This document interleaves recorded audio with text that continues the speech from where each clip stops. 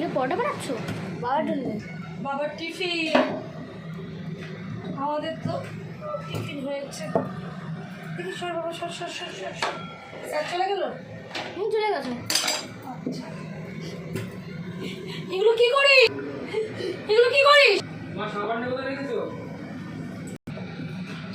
আবার ওরকম কর, দেখবি এবার পুরো খুন্তি হাতা মেরে দেবো তোকে আমি, বলে দিলাম হাতায়।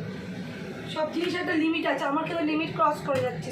ভিডিওর লোকেরাও জানুক তুই কী কাণ্ড করিস সারাদিন। কাপুনির লোক। হাসবি না?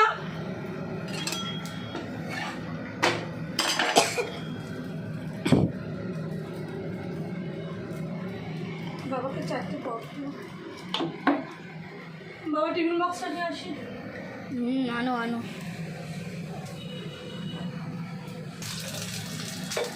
পরোটা এবার ফুলছে, পরোটা এবার ফুলছে।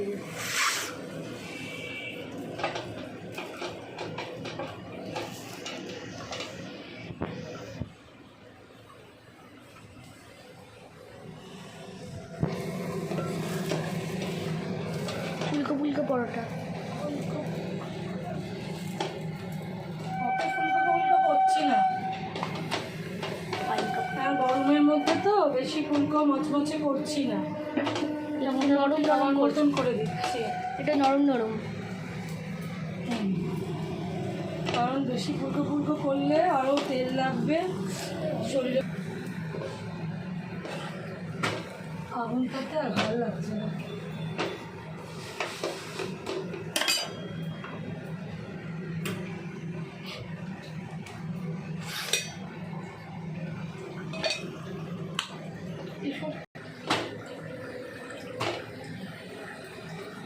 ফ্যানটা ধুয়ে দিয়েছো? ধুয়ে গেছে মনে হয়। হ্যাঁ হ্যাঁ, আবার কোথায়? বারান্দাতে মানুষ কেটে দিলে এখন শুকিয়ে যাবে। আর না সরে যা। ওটা হচ্ছে ওটা হচ্ছে আমি কাঁপছি, আমি এখানে থরথর করে কাঁপছি, তারপর এক্ষুনি বেলুনে বাড়ি খেয়ে যাবে কাঁপতে কাঁপতে। এই করছি, এই বাড়ি হচ্ছে এগুলো কি কি কাণ্ড করে, মাথা ঠান্ডা হবে না।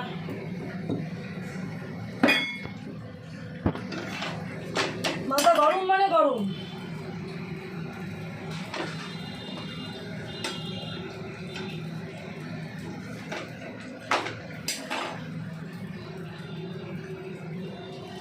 আবার এরকম করে দেখো বুঝলি, তবে সারাক্ষণ থাকলে জিনিসগুলো আরো চোখে পড়বে যেগুলো আমরা বলছি। এখন তো ও আমার দিকে এমনভাবে তাকাচ্ছে, আমি দেখলাম আর চোখে, যে মানে ওকে আমি যেন ভেঙাচ্ছি।